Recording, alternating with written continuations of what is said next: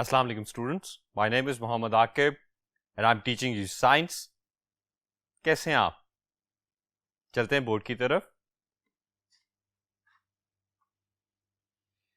प्यारे बच्चों, last lecture को दोबारा कंटिन्यू करते हुए हम मजीद अब साउंड को और बेहतर अंदाज में जरा समझेंगे.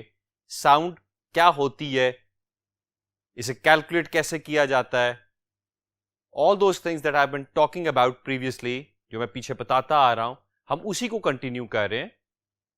अगेन बुक्स को जरा भी थोड़ी सी देर के लिए साइड पे रखते हैं और मेरी तरफ अब आपने ध्यान देना है.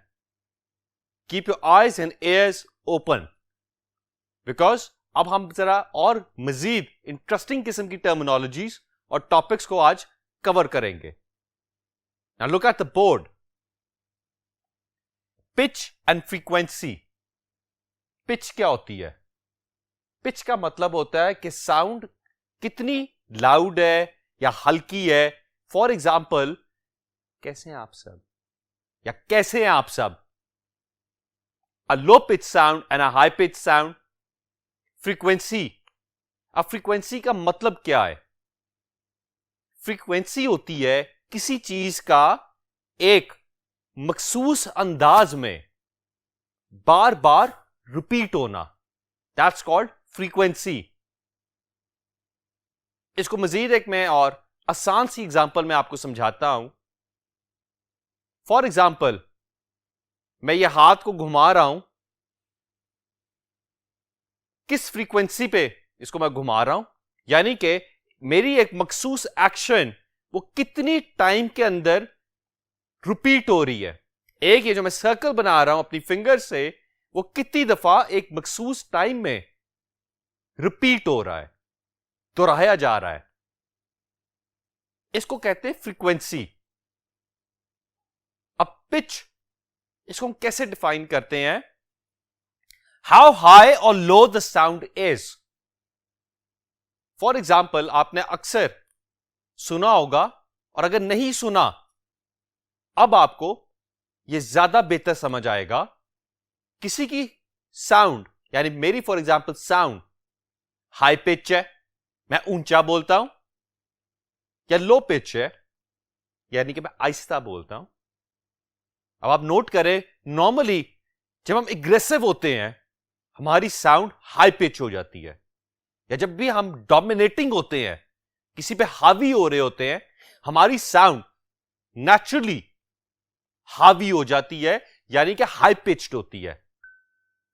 इसी तरह मूविंग ऑन फॉरवर्ड, अगर मैं किसी से आहिस्ता आवाज में बात कर रहा हूं, इसका मतलब यह कि मैं किसी से लो पिच में, यानी आहिस्ता से बात कर रहा हूं, मैं उससे बहुत ही लो पिच्ड साउंड के साथ. Now what is frequency? Sound के अंदर हम इस टर्म को कैसे अप्लाई करते हैं? In sound, number of sound vibrations in 1 second, यानी 1 सेकेंड के अंदर वो साउंड कितनी दफा वाइब्रेट हुई. अब जो मैंने अभी आपको पहले एग्जांपल दी थी कि किसी चीज का या किसी भी एक्शन का एक मखसूस टाइम के अंदर रिपीट होना, उसको कहते हैं फ्रीक्वेंसी. अब साउंड के अंदर इसको कैसे अप्लाई करते हैं कि एक साउंड कितनी दफा वाइब्रेट हुई है, साउंड वेव, ये साउंड वो कितनी दफा वाइब्रेट हो रही है 1 सेकंड के अंदर. That's called frequency. अब आपसे एग्जाम में अगर पूछा जाए define frequency, it means the number of times the sound vibrates in 1 second. Board की तरफ दोबारा देखिएगा. A human ear is able to hear sound in between a range of 20 to 20,000 hertz. Hertz is the unit in which a frequency of a sound is calculated. या कोई भी frequency को calculate करने के लिए जो यूनिट इस्तेमाल किया जाता है, that is known as hertz. So इंसानी कान, ये जो कान है हमारा, जो मैंने आपको सबसे पहले लेक्चर में इस चैप्टर के अंदर बताया था कि हम पढ़ेंगे इसको डिटेल में आके जाके. नाउ यू विल लर्न कि हम कौन सी फ्रीक्वेंसी या वो रेंज क्या है फ्रीक्वेंसी की जो कि हमारा कान सुन सकता है, that falls in between 20 hertz to 20,000 hertz. Now ultrasound क्या होती है? वो साउंड या वो फ्रीक्वेंसीज जो कि 20,000 हर्ट्ज से ज्यादा होती हैं उसको कहते हैं अल्ट्रासाउंड। इसी तरह 20 हर्ट्ज से नीचे जो होती है उसको हमने नाम दे दिया इंफ्रासाउंड का। अब अल्ट्रासाउंड क्या होती है? ये वो टर्म है, मैं आपको इसको इस तरह से एग्जांपल देता हूं। आपने सुना होगा मैं डॉक्टर के पास जा रहा हूं अल्ट्रासाउंड करवाने, यानी कि ये वो टेक्निक होती है, ये वो फ्रीक्वेंसी ऑफ साउंड है जो कि 20,000 हर्ट्ज से ज्यादा है और वो हमारी बॉडी को स्कैन करती है इन ऑर्डर टू स्टडी कि आपके ऑर्गन्स अंदर लिवर हो गया, स्टमक हो गया, इंटेस्टाइन्स हो गई, ये फंक्शन कैसे कर रही हैं। That is where ultrasounds are required. मजीद इसकी application in medical field is, अगर खुदा न खास्ता किसी भी शख्स को किडनी के अंदर स्टोन्स हैं, उसको तोड़ने के लिए डॉक्टर्स अगेन अल्ट्रासाउंड को यूज करते हैं। It's a high frequency sound that is used to break the rocks.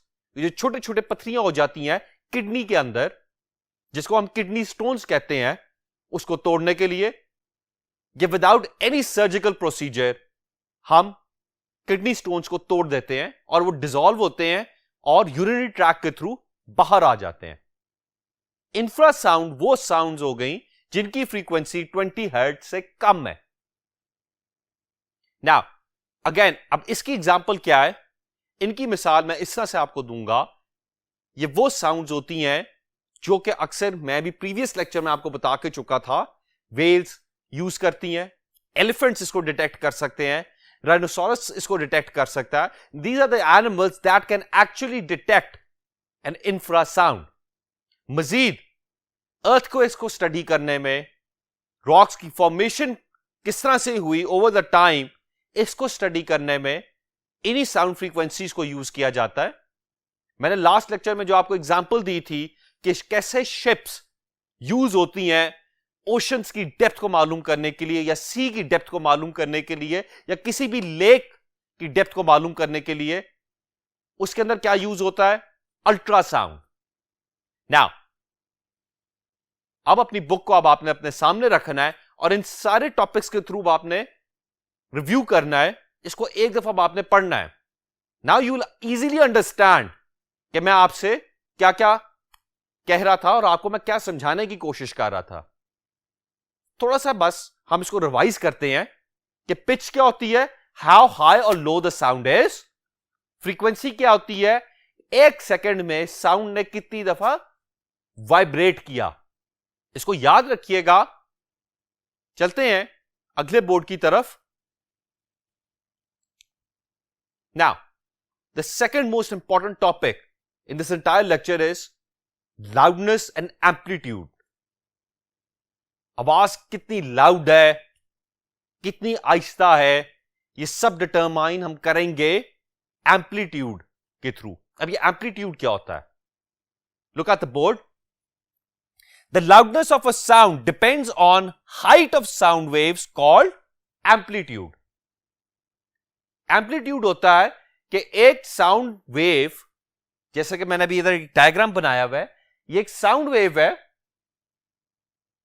जो ट्रैवल कर रही है, उसके अंदर the distance, the height of that sound wave from here till here, इसको कहते हैं एम्पलीट्यूड।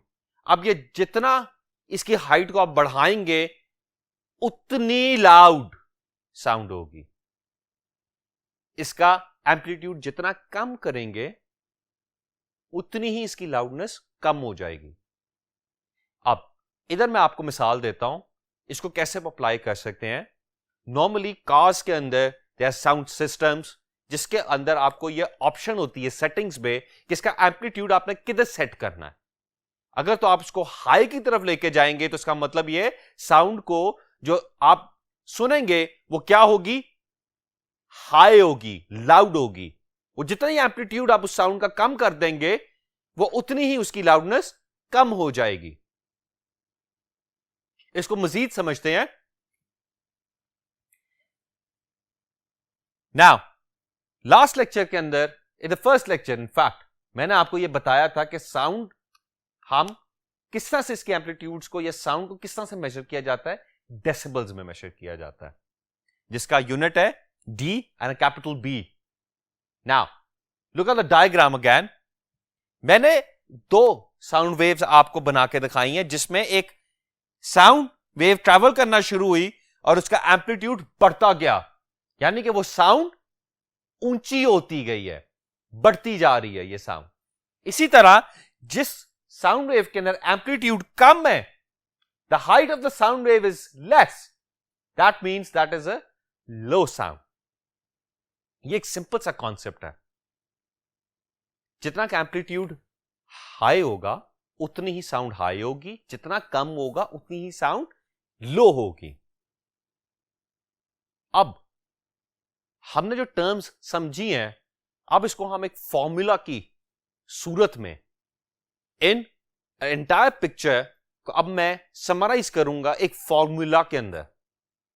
हमारे पास वेवलेंथ, ये क्या टर्म होती है, फ्रीक्वेंसी जो मैंने अभी आपको पढ़ाया है, फिर अगेन ये किस तरह से हम इसकी अब कैलकुलेशंस कैसे करते हैं, हाउ डू वी कैलकुलेट के साउंड की वेवलेंथ कितनी थी या उसकी फ्रीक्वेंसी कितनी थी या स्पीड कितनी थी, वो एक सिंपल सा एक फॉर्मूला के थ्रू हम कैलकुलेट करेंगे। But before I move on, let me explain it to you wavelength क्या होती है। दिस इज वेवलेंथ, यानी कि एक साउंड वेव के अंदर एक कंप्लीट उसकी जो साइकिल होती है साउंड वेव की, यानी कि ये साउंड वेव शुरू हो रही है, यहां पे आके खत्म हो रही है, यहां से शुरू होके, इसको कहते हैं वेव लेंथ। ये डिटरमाइन कर रहेगी फ्रीक्वेंसी को भी, स्पीड को भी, वो किस तरह से, एक सिंपल से फॉर्मूला के through. Speed is equal to frequency multiplied by wavelength.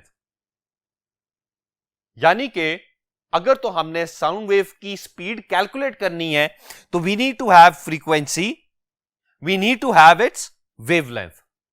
Speed किस तरह से कैलकुलेट कर रहे हैं हम, मीटर्स पर second. M over here stands for meter, divided by S means divided by seconds, यानी कि मीटर पर सेकेंड।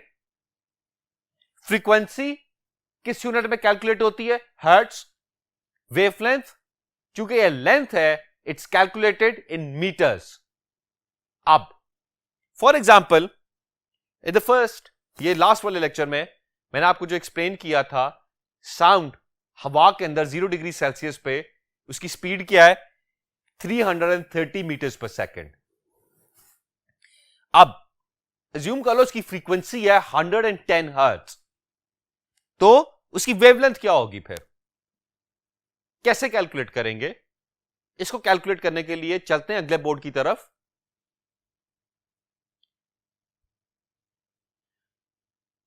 हम कैलकुलेट कर रहे हैं एक साउंड वेव की वेवलेंथ को, कि इसकी वेवलेंथ कितनी है। The formula is very simple, which I have derived from speed is equal to frequency multiplied by wavelength. यानी कि अब मैंने इधर चूंकि कैलकुलेट करना है वेवलेंथ को, तो wavelength will be equal to speed divided by frequency. अब जो मैंने आपको पहले ही ऑलरेडी एक्सप्लेन कर दिया हुआ है कि हमारे पास क्या क्या है, स्पीड है और हमारे पास क्या है, फ्रीक्वेंसी है।